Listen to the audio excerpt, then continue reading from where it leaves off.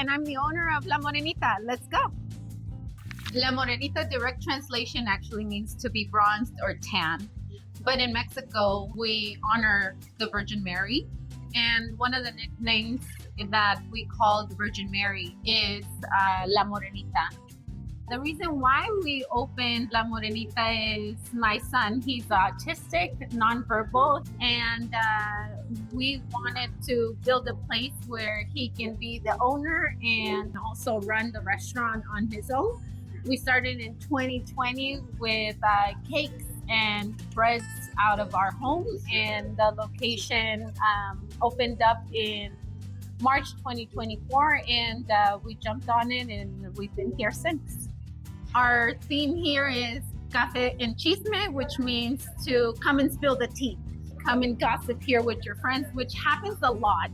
Here in-house, we also do a lot of cooking classes. So we want everybody to understand a little bit more about who we are as a community, as a culture, not just a quick grab and go. So sparking that interest in the culture is very important for us, for everybody to not just understand the food, but the culture.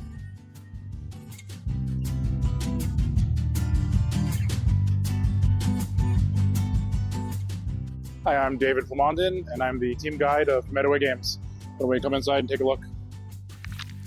So we started with a consulting business in 2019, and our original vision for the consulting work was to work with Indigenous youth to help them build foundational life skills. And so our goal was to use tabletop board games, card games, role-playing games to help build those life skills, and we wanted to develop workshops around them. I grew up an only child with two working parents, so I was alone a lot, and initially video games were a really big escape for me. So from like 6 years old on, I was at the arcades, I was playing games there, I was playing games at home. One of my fondest memories growing up was every holiday, my Uncle Rick would have family members and friends over, and they'd play these big marathon games of Risk. And it was a really big deal for me when I finally was old enough that I also got invited to the table. That kind of rite of passage, that kind of step towards, being an adult and being able to play those games was really important to me. And so that was fundamentally the energy I carried into wanting to do the workshops and why I wanted to bring games to Indigenous communities. Indigenous people historically have been very relational. And so when people come into the store, our primary goal is to make them feel comfortable, to make them feel welcome, and to not treat them as a customer, but to treat them as a person and a community member. So we have a very core mandate to make people feel welcome. So inclusivity and inclusion is really important to us.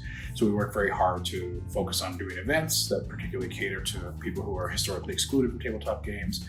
And when we have those events, to make sure that everybody's catered to, everyone's made to feel welcome, and everybody feels like this space is for everybody. Because historically and culturally, that's how Indigenous people viewed the land, present and here for everybody to benefit from. So that store is kind of reflective of our beliefs in that. What I really want to do is push back on some of the negative stereotypes that Indigenous people have faced for many years.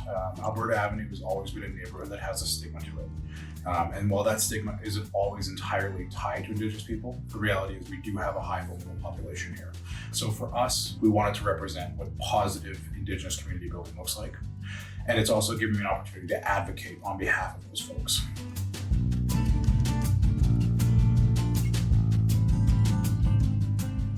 What I love about Alberta Avenue is there is a ton of diversity, both culturally and just from a business development background. And that cultural diversity, that kind of melting pot or that tableau of Alberta Avenue makes it such a special place for me. It's given me an opportunity to share both my perspectives and my lived experience as an Indigenous person, as well as learn from other folks and other cultures and other backgrounds. One of our biggest goals here has actually been to build community, not just within our culture, but with all ethnicities.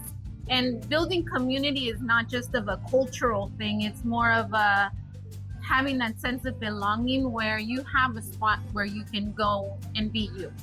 We tend to really celebrate that cultural diversity and really work together and not let those differences divide us.